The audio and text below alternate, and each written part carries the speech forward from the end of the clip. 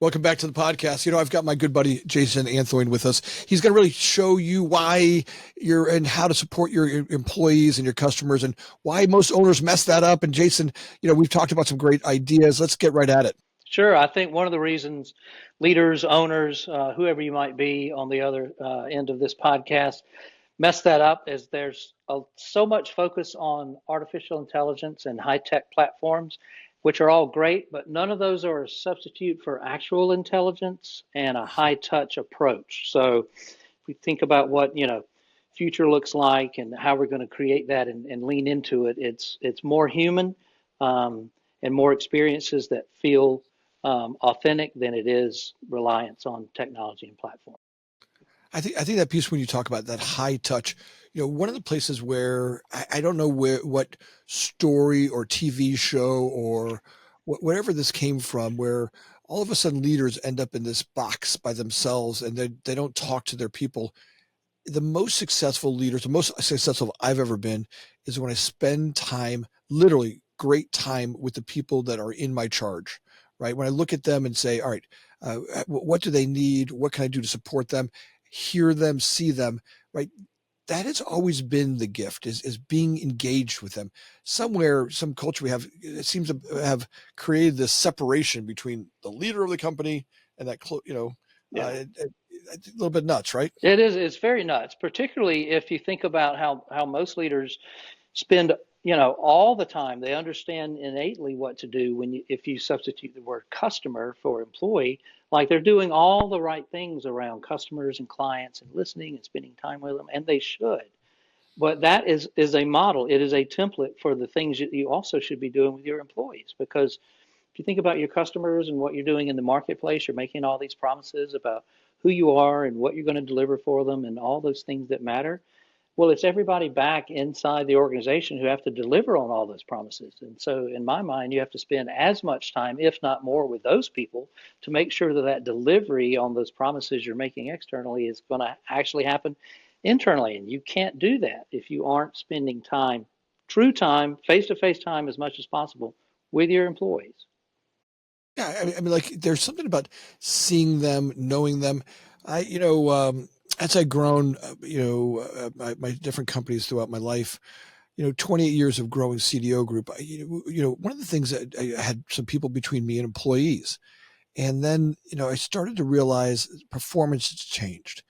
And, for whatever reason, I would lose those people or the people would change in the organization. And I'd get a chance to go back and spend time with our employees. Mm. And it was probably the most valuable thing to do as an owner, as a senior leadership person, is really spend time seeing them, hearing what their needs are. And the truth is, it's way more fulfilling because I feel like as a leader, I now know the parts. I know my parts and pieces well. But I mean, those are the people. The parts and pieces are my people, right? The people and the parts about, how they work and what's going on with them, how their families are act. When I know that, fundamentally, I feel like I run the company way better. Yeah, that's such an important point. And, we were talking about, different book ideas. That's my book idea, which is at what point, as a leader, as a senior leader, at what point do you lose touch with reality throughout your career? Because when you were brand new, just starting out, and leaders were doing that for you, it meant the world. Like, golly, the CEO stopped by my desk and didn't want to ask me about X, Y, and Z. They just wanted to talk to me for me as a human, as a person who works here. That just meant the world. And then for some reason, as people progress through their careers, they forget about that.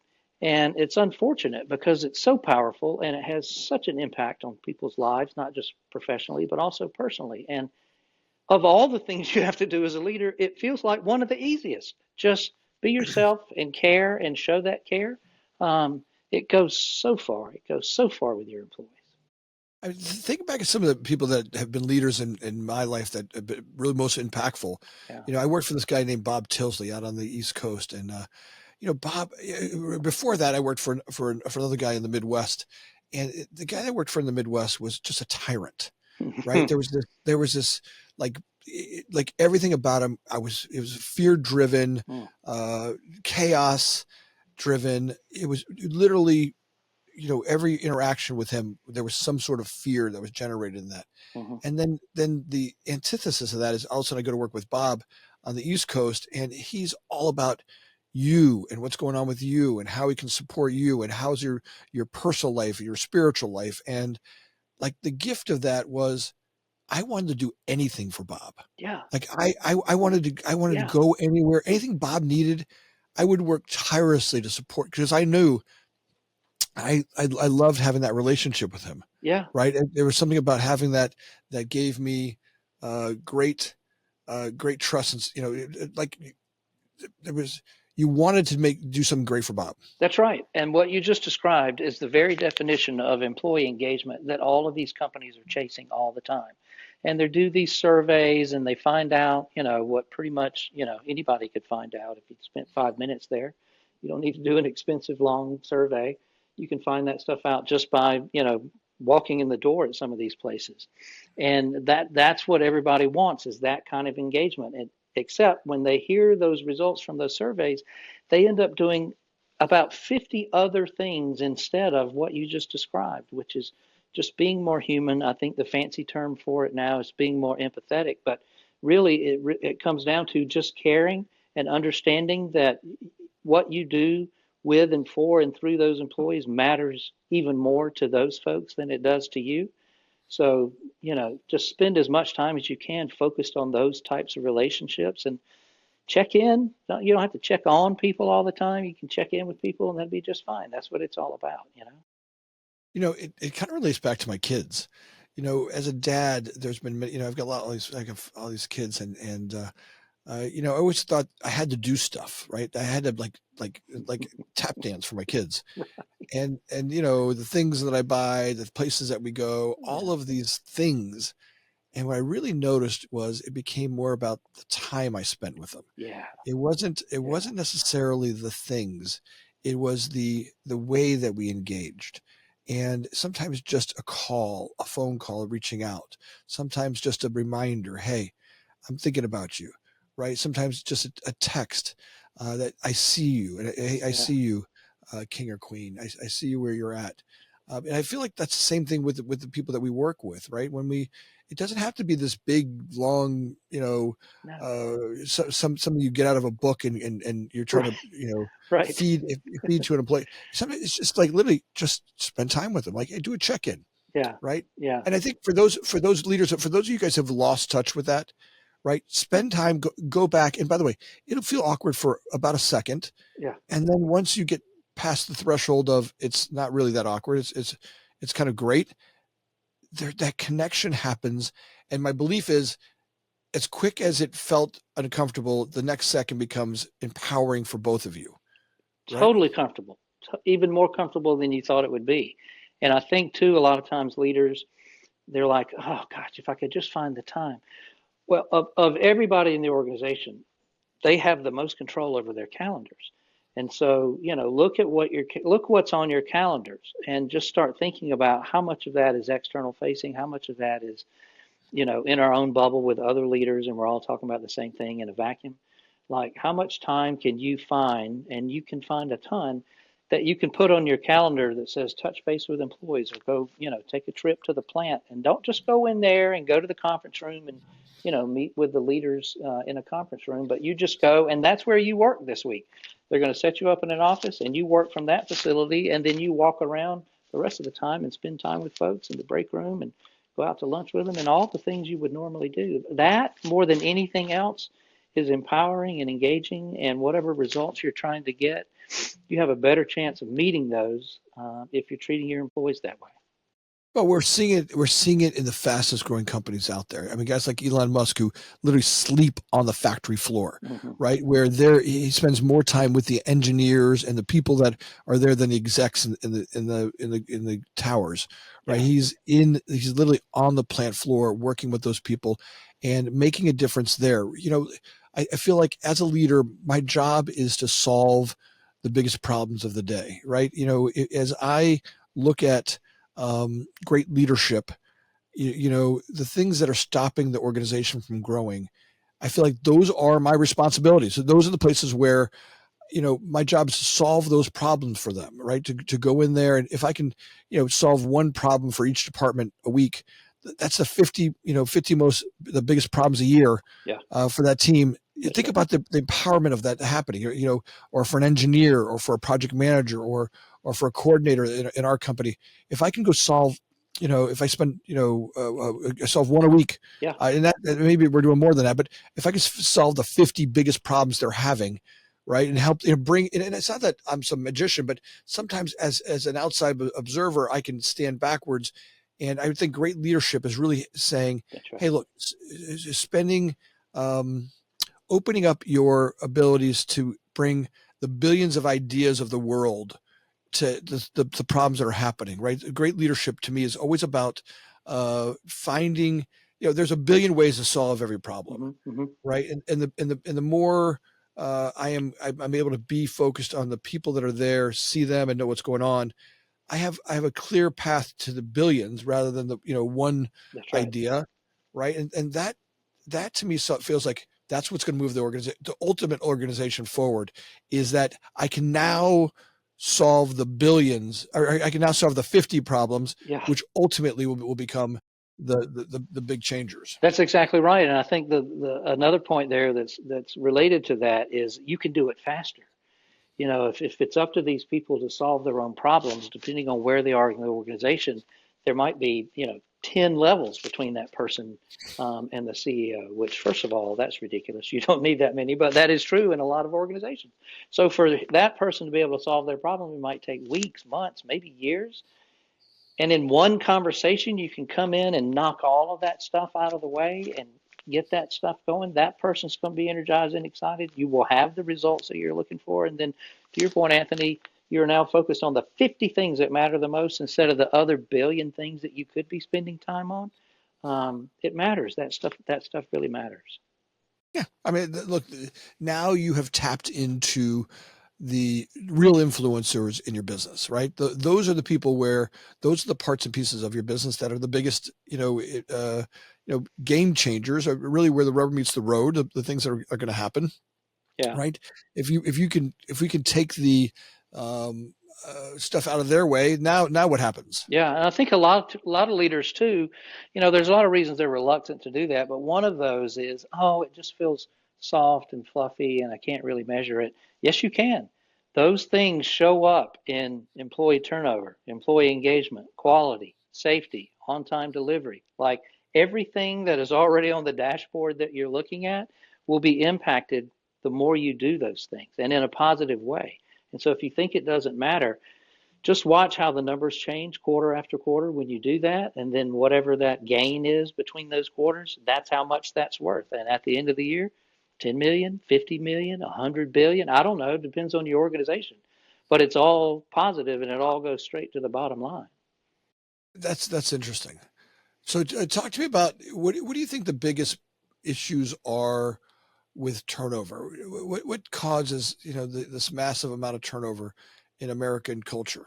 Well, all the studies, and they're not wrong, but that doesn't mean they're right either. But they all agree that, people don't leave a company usually. They leave a manager or they leave a leader. And that's, all the data has been pointing to that for, at least 2 or 3 decades. So we know that. So what are we doing about it? Usually not a lot. We'll do everything else before we try to address those issues. And I think a lot of the turnover happens around, if you look at the reasons people leave in the top 10, pay is like 7, 8 on most surveys. So it's not because, hey, I'm leaving because I can go down the street and get a little bit more money. Sure, that's always true. It's just like a coupon, this will be cheaper this week, but that doesn't mean it will be next week. But that's not why people are leaving. I don't feel appreciated. I'm not connected between the work that I'm doing and the results that we're having out in the world. My leader doesn't spend enough time with me. If I work on an assembly line, I don't know what happens 5 steps before me or 5 steps after me, so everything's disconnected. I have great ideas, but nobody will listen to me. Like there's a bunch of things that show up before pay does, and all of those are impacted by leadership and the relationship that they have with their employees. And so if you really want to impact turnover, you don't have to give everybody, $5 an hour raise. You can spend, a bunch of time with them and understand what their challenges are and knock down a lot of those hurdles. And that begins to start a process that makes people feel like, you know what, they are trying here. They really do want things to be better. They're doing what they can to build a stronger relationship with me. Why would I want to leave a place like that? I'm admired. I'm appreciated. People listen to me. I got a good relationship with my boss. Why would I want to leave, even if I could make a little bit more money down the road? Because all that Right, other right. stuff might not be true, and it wouldn't be worth the increase. It's free. Those things are free. You can just do those things for free. So building that relationship with your employees is one of the biggest game changers there is, right? Being able to have that connectivity, that part where they trust, know, and feel That's right. in your office. You feel like that's the biggest game changer. I think it really is, especially since A, it's free, and B, if you get out of the reliance on these high tech platforms, there's nothing wrong with them. We have to have them. The world can't operate in most cases without those things. But there's a difference between connecting to somebody and connecting with somebody. So Teams and Slack and Zoom and all these things have connected us to people in ways that we've never been able to do before. But we still haven't fixed connecting with those people. You can do that over Zoom. You can do that face to face. You can do it after work at the bar or the restaurant or wherever it is you get together on the weekends. All those things are about connecting with those employees. And that's the connective tissue that holds your culture together. It's not all the Ethernet cable that's driving all these platforms that's holding it together. It's the connective tissue between you and your employees that's holding it together. And the stronger that is, the more likely your organization is going to be successful, whether you had any high tech platforms at all or not. Yeah. Yeah, no, look, I'd love to hear from our audience, some of the things that they do with their employees. Uh, in my past, I've messed some of that up, right? I I can have remember too. We times all have. where I'd go out, and there were times I used to take my people out drinking and do all kinds of debauchery, which when I was a younger man, maybe that was fun for that crew, Yeah, right? That worked me then. But it was really hard for that to be successful long term because I think ultimately some of that behavior caused, shame and sure. all kinds of stuff that happened in there. Today, I look at, all right, how do we support each other in healthy, well built, family driven, inspirational ways of growing together. Yeah, And I mean, like, really, like, how do you care about the health of the people that you work with? How do you care about the families of the people that you work with? yeah. How do you really spend that time to support that? And I feel like that's the stuff that is the glue that really bonds long-term relationships. You're exactly right. And I think my very tiny little example is, you know, it's after hours, you're at home with your family and you're a leader and you think of something, you're like, oh, I got to send them an email about this right now. They don't have to respond right now, but I got to send it right now and we can talk about it later. Send it, but put a timer on it so that it doesn't show up until tomorrow morning. Because even if you don't expect a response right now, you're probably going to A, get one, or B, disrupt that person's evening because now they're thinking about, oh my gosh, I've got to come up with something and there's a lot of pressure. And they're probably going to respond anyway. So if you absolutely have to send it, but put a timer on it so that it comes the next morning. Because there's like less than 1% of situations where it is really vital that this happened in real time in this moment. And it's such a rush and a crisis that we have to do this right this very second. It can wait. And if it can wait, make it wait. You control that. I mean, look, a big one for me is not bothering someone on vacation. Like if Yeah, they're on vacation, I have a standing policy. Do not call them. Do not bother them. It has got to be some critical emergency for something, for someone, that's right. any reason at all. And if you can avoid it, even then, most things you find out are don't bother them on vacation. Give them time to really go recharge their batteries, get to spend time with their families, go do that. Now, I think that's something that with all this connectivity, with all this technology, That's right. you got a cell phone on you, you got emails on you, and I don't know that customers often agree to that, right? I think a lot of Sure. times Of they're course. looking for the immediate response right now. Oh God, Bob didn't respond back to me, or hey, what happened, Jason? I sent you an email, last night at That's right. 9 o'clock, about my meetings this morning. How could you not get back to me? Like, yeah, I was sleeping. Yeah, that's right. And that's a perfectly acceptable answer. Like I said, most of those situations, it's less than 1% that really absolutely require that type of thing. When they do, that's fine. That's the expectation. But when they don't, they really don't. And it's okay. And if you're going to reach out to them while they're on vacation, have it be, hey, I know y'all are staying at such and such. I've set you up at a cabana at the pool. Y'all enjoy and have a great time. Imagine, Absolutely. can you imagine how excited they would be? They No, earned that's it, exactly the way to do it. right? Here, send them a bottle of wine for dinner or Right, buy them dinner. right. Look, there's every time I've done something like that for an employee, it pays off in spades. Their family's grateful. They're grateful. That's right. Look, spend $300 for someone on a cabana for the day for them to have something. Right. And that is the best money ever spent, Well, right? yeah, It really, exactly. And that's one example. And people will go, well, I don't have that kind of money to be doing that for all of my employees. Okay, I get that. Here's something that you can do that's basically free. Write them a thank you. Write them, literally, write them a thank you note and mail it to their house.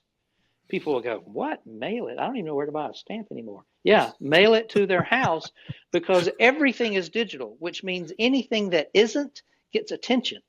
And so if you want somebody's attention and you truly want to convey that you are thankful for what they've done, then you sit down and you take, 85 seconds to write them a note and write an address and put a stamp on it and mail it to their house. They will put that in their saved special manila folder and it will be with them for the rest of their lives because it has that kind of impact. Because it's not digital and you took the time personally to write that note. That's free. It's cheap. It costs nothing. What's a stamp? it's beautiful, right? That's the stuff that you don't forget, right? It takes a little courage to go do that, Jason. It takes a little bit of, That's right. oh my God, you have to walk through I'm going to be stupid or I can't write something well. And it doesn't have to be a novel, but it Look, could I just keep all literally be. these. These are notes personal notes that people have written me over, the last few years about thank you for this, or I saw you speak and it meant this to me, or whatever. That handwritten, they're all right here at my desk, right here. I'm just reaching over and grabbing them. And some days are better than others. And on the days that aren't as good, I open those up and I think, you know what? I am making a difference. I'm not just sitting here, talking craziness. It matters to some people. And if I ever lose sight of that, I myself can look at that note and go, you know what? It did matter. This person does think that I'm important. And then I'm re energized and I'm ready to go. You can provide that same feeling and that same magic for your employees, and it costs literally nothing but your time, which you have all day to do. Well, I got to tell you something. Having this conversation has inspired me to go back and just look at, hey, what else can I do, right? How else can I hear, see, look, and highlight my gratitude for the people that are in my charge, right? The people Yeah, that I'm responsible for. I think if it feels like, Jason, like you can always do that. That's one of those ones that you can always do a little bit better, that's right. right? How can you find that spot and go, all right, we're running businesses and sometimes it gets so hectic around here. I don't know about you, but Yeah, I've never had growing a business.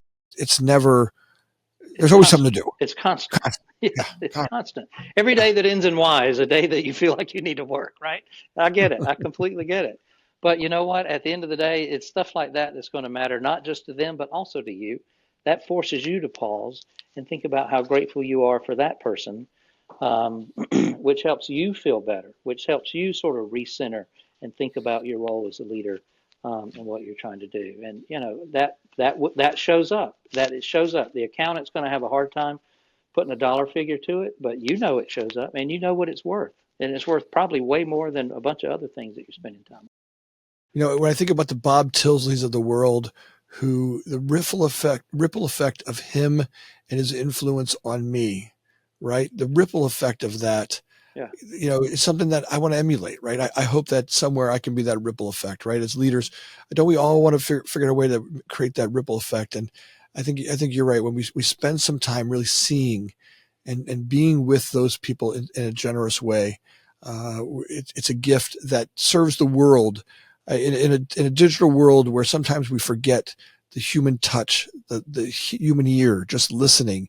that's or right. just being with, not that I have to do anything, but just being with them is a gift. And I think that's a great spot to be with. Thanks for inspiring me again for that. You're welcome. I appreciate that. I mean, everybody listening, if you're nodding your head going, that is right. That is something I ought to be doing. It's probably because somebody did that for you at some point in your career and it meant a lot to you. Rekindle that. Rekindle that. You can do the same thing and it will have such a profound effect. not only in the moment, but 5, 10, 15 years down the road. That person will remember that, and it will make a big difference in their career and their lives.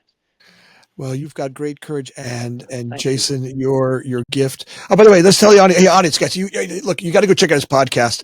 Let's talk about it a little bit. Riding shotgun, Yeah, right? riding shotgun. So the idea there is, I've spent my whole career riding shotgun with other leaders, helping them, with situations and challenges and opportunities. And so 35 years of doing pretty much that and only that.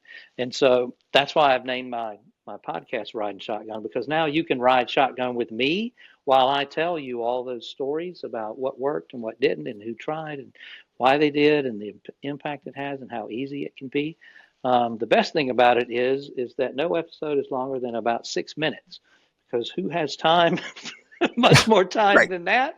You're in, you're out, you're on with your day, but it's a time. Well, It's like a little salted peanut. You just love it, and you want more, but you don't have to have more. You can just get on with your day. well, here, tell them about the episode. Just make a really good chicken sandwich. Oh, that's right. So That's a great one. there's a lot of companies that follow whatever the latest fad is, and they always want to try to be doing all these new things and want to do more good, which is great. There's nothing wrong with that. But before you start trying to add on all this other stuff, why don't you try to just do less bad? Take the things that you've already committed to and make those better before you start adding things on there. Otherwise, you get a little bit, out of focus, and you get a little scattered, and you've got too many things going on. And so, the idea there is, if you make chicken sandwiches, just make a really good chicken sandwich. You don't have to become the king of barbecue or layer in some sort of steak offering. Just make really good chicken sandwiches, and that's good enough for the world. If you focus on that, why not? You know what's funny is I related that because when I listened to that, it made me laugh because I worked for Boston Chicken. Yeah. I worked for Boston Chicken, and they made a great chicken dinner. Like when I started with Boston Chicken, it was Boston just Market, when they were first Boston Market, and they came out with that new product, I would eat there 3 times a week, and that chicken was incredible. It started as Boston Chicken, and it was just this home dinner replacement. Yeah. And then it became holiday carver or sandwiches and holiday hams. And Right. my judgment is they did exactly what you're talking about. They went from making an amazing dinner. I mean, it was phenomenal. You went to you felt great when you got Boston Chicken dinner, and then Boston Market wasn't so bad. But then the amount of stuff that we're growing this organization, right? We're doing 400 stores a year. And at the same time, they're trying to find all these new menu offerings because some accountant kept saying, hey, we got to add another day part. Hey, we got to add another day part. Hey, we got to add another menu item.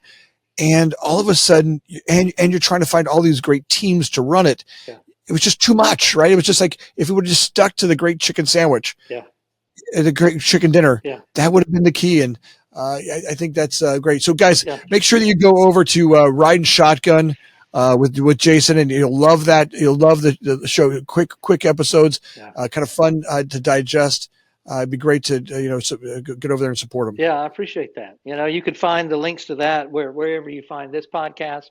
It's also off my website, which is jasonanthoine.com, where there's some other stories and things that might be helpful for you for free as well. So whatever you find that's helpful, if you find it helpful, just send me a note. You don't have to write me a note, although that would be nice.